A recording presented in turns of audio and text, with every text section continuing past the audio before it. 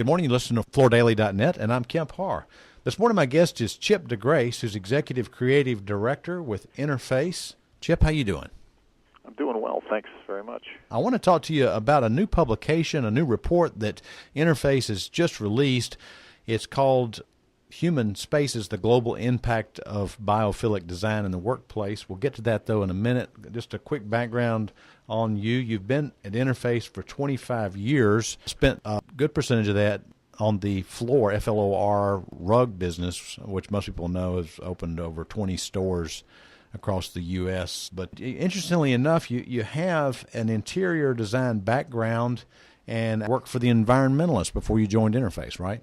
That's true. I have an interior design background, which makes me extremely relevant in the business. I understand, obviously, what our customers are after. That is, our specification customers and their ultimate customers, having been one myself. So, yeah, I've been here 25 years and done a number of things from product development to branding to branded space and everything in between. I've got to talk a little bit real quick about the irony of doing this.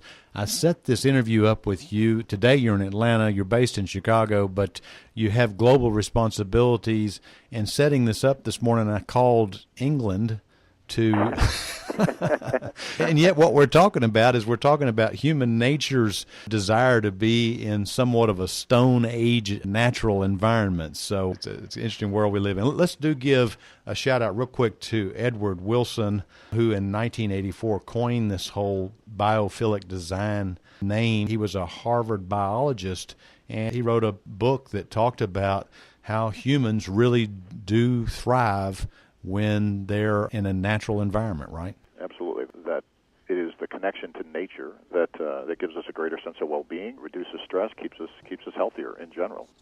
I guess what we're here today to talk about is the report and how that actually goes some distance to prove that. Yeah.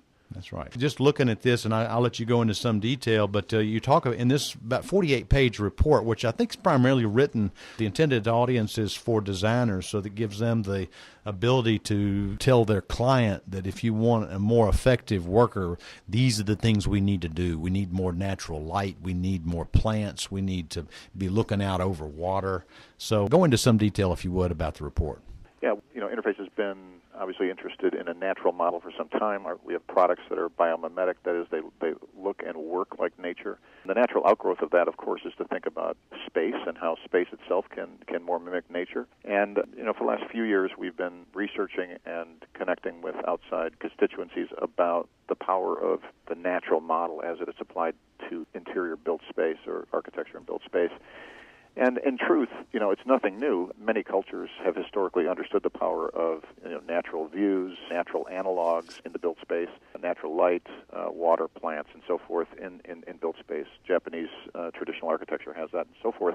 But we forgot some of that, as we've forgotten many things here in the industrialized society. So we connected with some experts globally to do some primary research about how human beings are actually affected by a more direct connection, with nature in the built space. We connected with Sir Kerry Cooper, who's in the UK. He's a leading expert on well-being and stress at work. His organization helped us put together this research, as well as Bill Browning, who works for Terrapin Bright Green, based in Manhattan. But Sir Kerry Cooper put this research together. We researched a number of our constituencies around the globe, from Asia to Europe to the Americas, focusing mostly on the office worker, but obviously this has implications for other environments as well, healthcare most certainly, as well as education and other areas. The essence of it is that the respondents in general said that they would love to see things like natural light. I think natural light was number one. Mm-hmm. Indoor plants at some level was a number two. Quiet working space, as well as more collaborative space, a blend of things, which is what you find in nature. Nature is not monolithic. It offers you options, as good interior space will.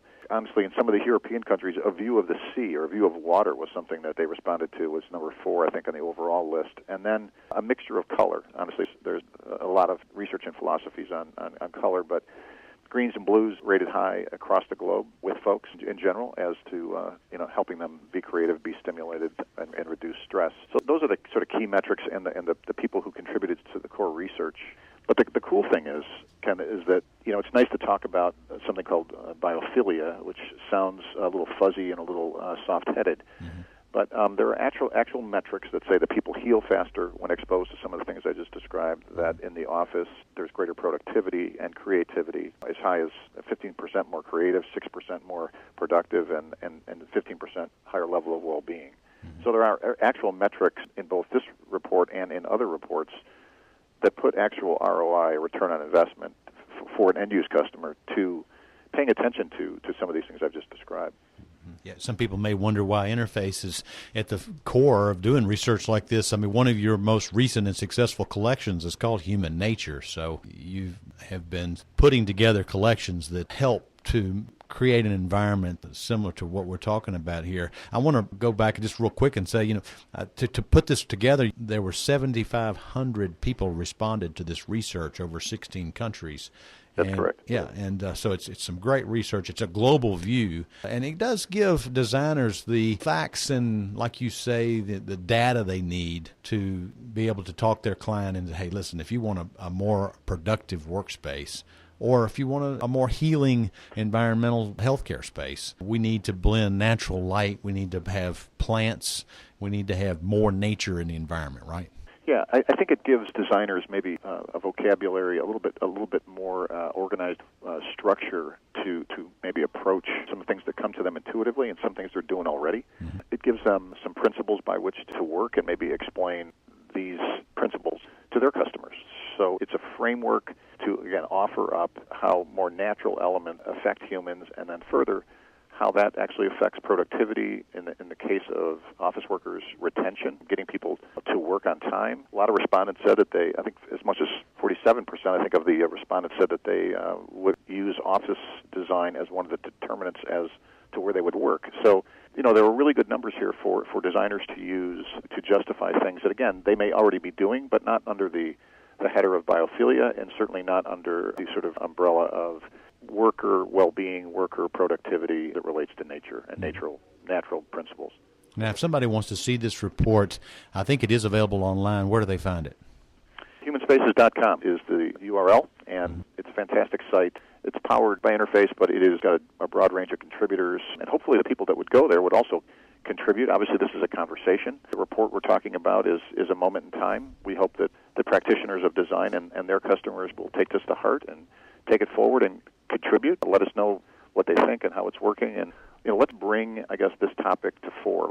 Let's bring this topic to actual practice and look to nature for some of the answers that we so sorely need, especially in the built environment. And Chip, I got to compliment Interface for doing this. When you go to see this, there's no commercial Interface here. This is just great information. So kudos to you for putting it together. Again, been talking to Chip DeGrace, who's Executive Creative Director at Interface, about this Human Spaces study.